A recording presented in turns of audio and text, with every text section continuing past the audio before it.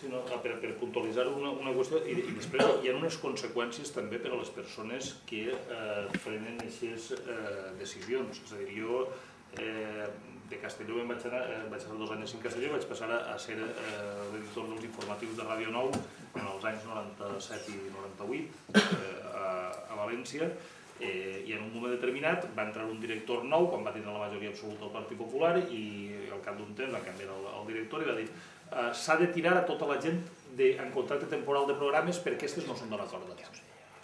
I les van tirar a totes. Jo els vaig donar suport i em van llevar de presentar informatius directament.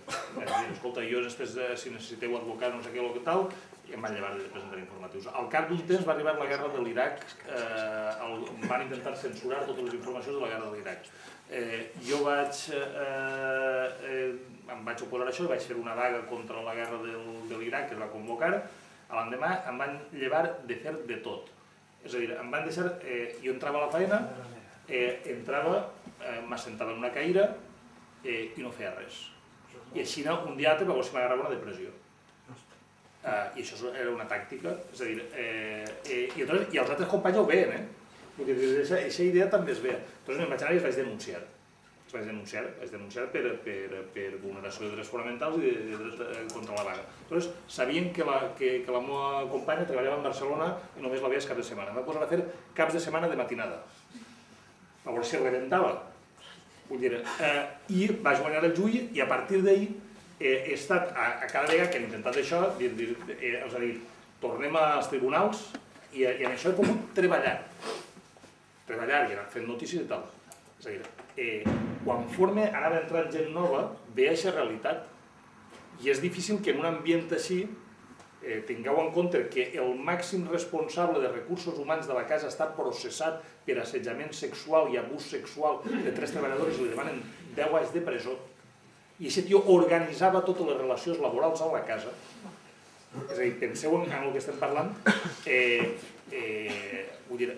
rebel·lar-te ahir és complicat. És a dir, alguns ho han fet, algú ho ha fet a costa de dir a veure si rebentes i a veure si no t'agarra la pressió, tu dius no m'agarrarà, però alguns els ha agarrat. Alguns han agarrat i els companys ho veien. I després també és una cosa que pot funcionar molt amb premis i càstigs. I tu pots tenir premis, pots tenir això. I això és una realitat que també existeix i s'ha de valorar així.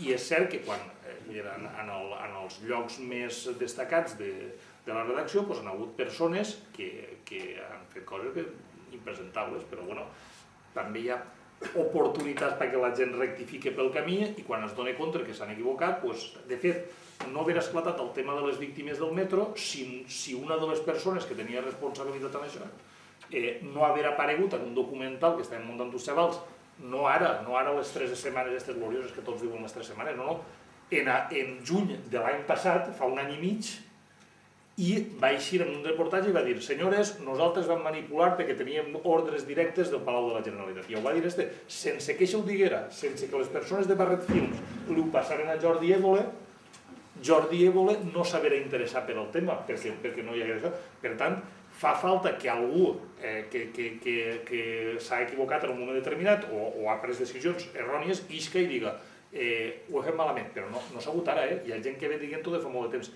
Hi ha gent que m'ha estat tota la vida barallant-nos en els jefes i garrotar, i estar així i garrotar, però ha estat endavant. Però ho dic en sèrio que a molta gent l'han afonat conscientment en la vida personal, i això passava. I en aquest ambient, quan tu entraves de becària en una tele o entraves en un contracte de pràctiques, sabies quin era l'ambient laboral. Tu veies allí a 4 apestats i dius, i estos és que no són apos.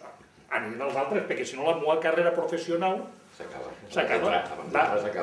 Van tirar descontractes en pràctiques. En la guerra de l'Iraq va haver només una contractada en pràctiques en tota la casa que va fer vaga i és l'única que tiraren al carrer i que mai més va tornar a ser contractada.